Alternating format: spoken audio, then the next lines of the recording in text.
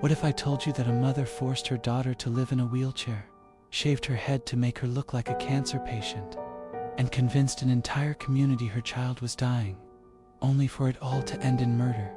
This is the twisted true story of Dee Dee and Gypsy Rose Blanchard. Claudine Dee Dee Blanchard was the perfect mother. At least, that's what everyone thought. Her daughter, Gypsy Rose, looked fragile, bald, pale, always in a wheelchair. Dee Dee said Gypsy had leukemia, muscular dystrophy, seizures, and a dozen other illnesses. Neighbors called them the sweetest pair. Charities built them a free house. Celebrities gave them trips to Disney World.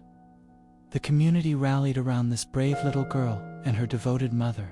But behind closed doors, Gypsy wasn't sick at all.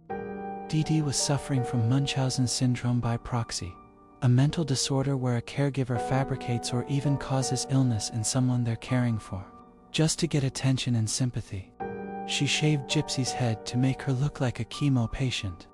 She forced her to use a wheelchair, even though Gypsy could walk. Doctors who questioned Dee Dee's story were shut down. Medical records were altered. Gypsy grew up believing she was terminally ill, completely dependent on her mother.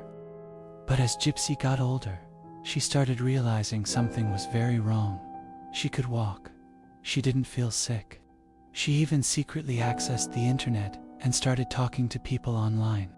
That's when she met a boyfriend in a chat room. Together, they came up with a plan, not just to escape, but to kill Dee Dee.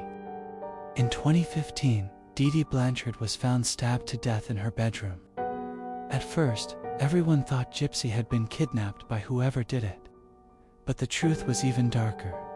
Gypsy had helped plan her mother's murder. The revelation shocked the nation. The world had gone from seeing Gypsy as a poor, sick child, to a killer. But as more details came out, her years of abuse, her stolen childhood, public opinion shifted. Was she a murderer, or a victim finally breaking free? In the end, Gypsy Rose pleaded guilty to second-degree murder and was sentenced to 10 years in prison. Her boyfriend received life without parole. Today, Gypsy Rose is free, and her story continues to divide people. Was justice really served? Or was this the only way she could escape her mother's twisted lies? What do you think? Was Gypsy Rose a criminal or a survivor?